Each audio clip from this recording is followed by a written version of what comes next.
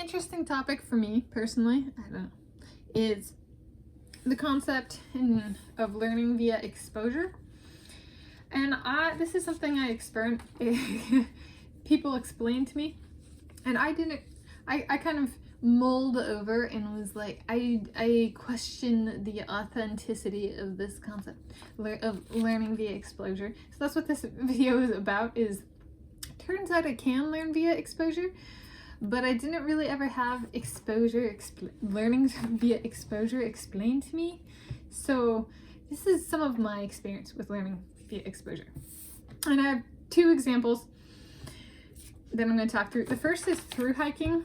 So this is one where I have learned, and specifically in regards to long hikes in the United States of America, so Pacific Crest Trail, Continental Divide Trail, and Appalachian Trail. And I have that topic has kind of followed me, so to speak, not individuals, but like in college, it kind of started on the radar, and then it popped up no matter where I was, be it in undergraduate studies, graduate studies, or in graduate school visits. Thru-hiking has somehow come up. I don't understand it. I don't know it. I went on a thru-hike in 2013, I think, in Maui, but it wasn't a stereotypical thru-hike, and it was like a backpacking trip.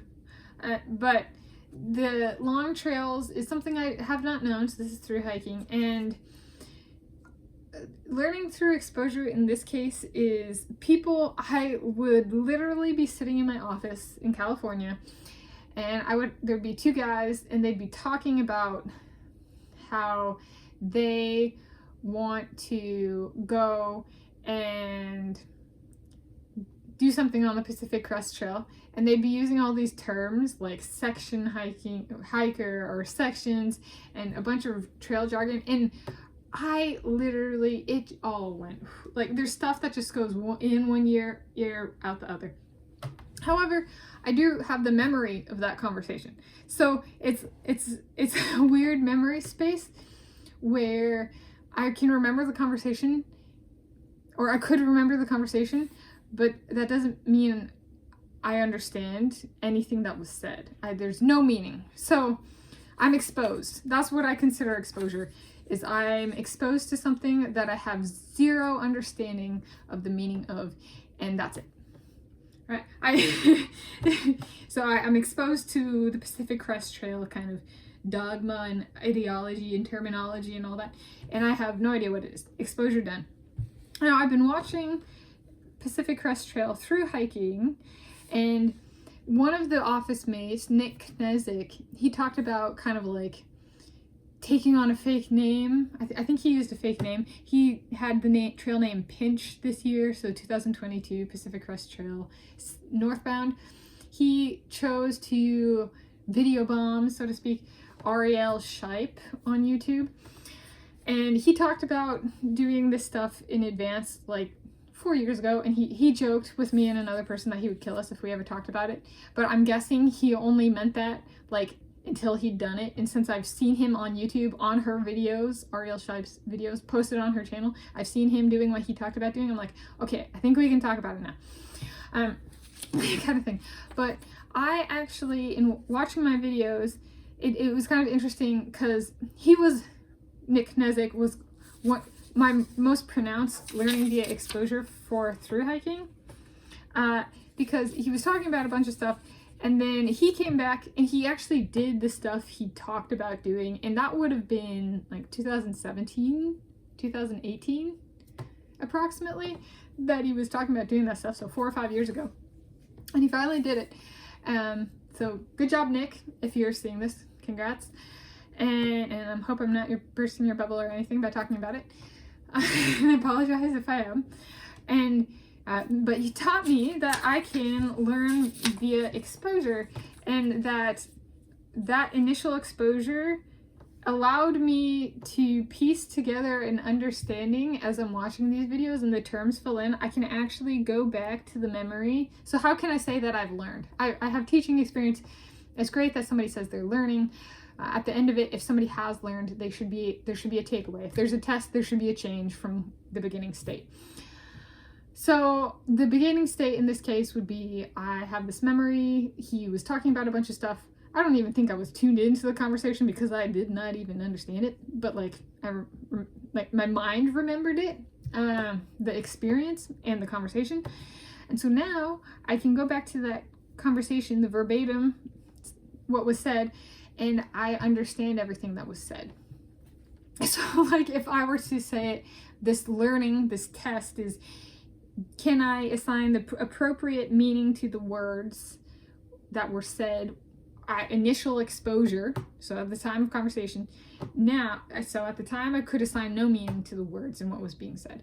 Now I have the meaning. And I developed it by watching a bunch of thru-hiking videos, not just Ariel Scheib.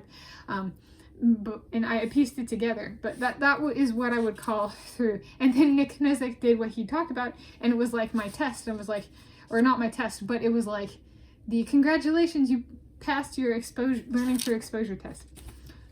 And then, so that's the first topic. The second topic, which first topic, thru-hiking. So yes, I did learn via exposure for thru-hiking. I was able to assign meaning to, if nothing else, experience I had in the past where I did not understand anything that was said. Now the memory has, like, the words in the memory have meaning. So it's a really, really freaking strange thing.